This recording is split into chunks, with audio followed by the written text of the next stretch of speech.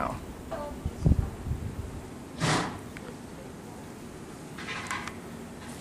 Hi, I'm Stacy Spangler, and this is what I call my catch-all.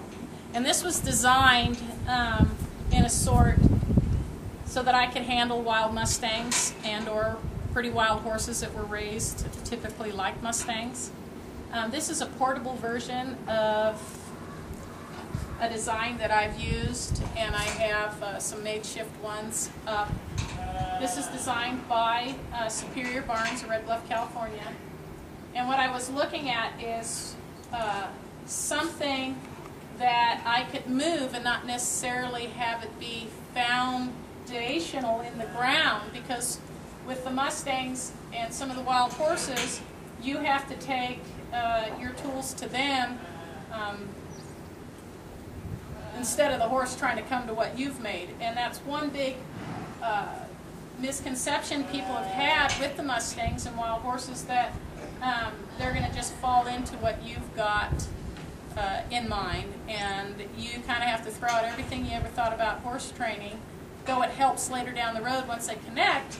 But you have to throw out everything you knew, and you've kind of got to cater to that individual. And I found for my job, with some of the ones that I've had in the last few years, that this has helped me quite a bit.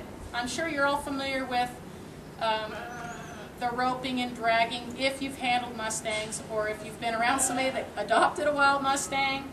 I see these videos, and it kind of commences of somebody roping the horse and or two people roping the horse, and it turns into a rodeo.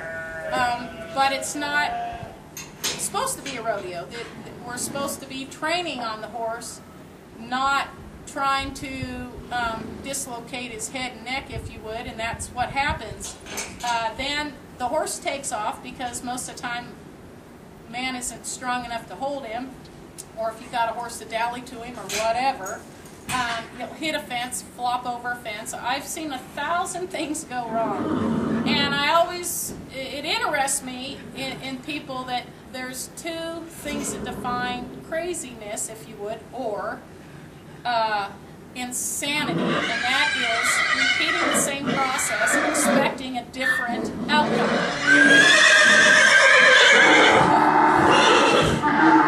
So they agree, they absolutely agree with me.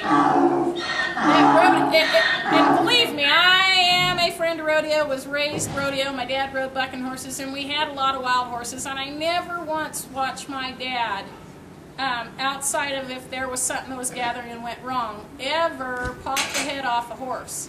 But I have been where I've seen other people do it, and trust me, it's not a pretty sight. So, with all that knowledge, like I said, I had some of these, and they were my makeshift ones. This one I have to design, and it's got a walkthrough. So, what I kind of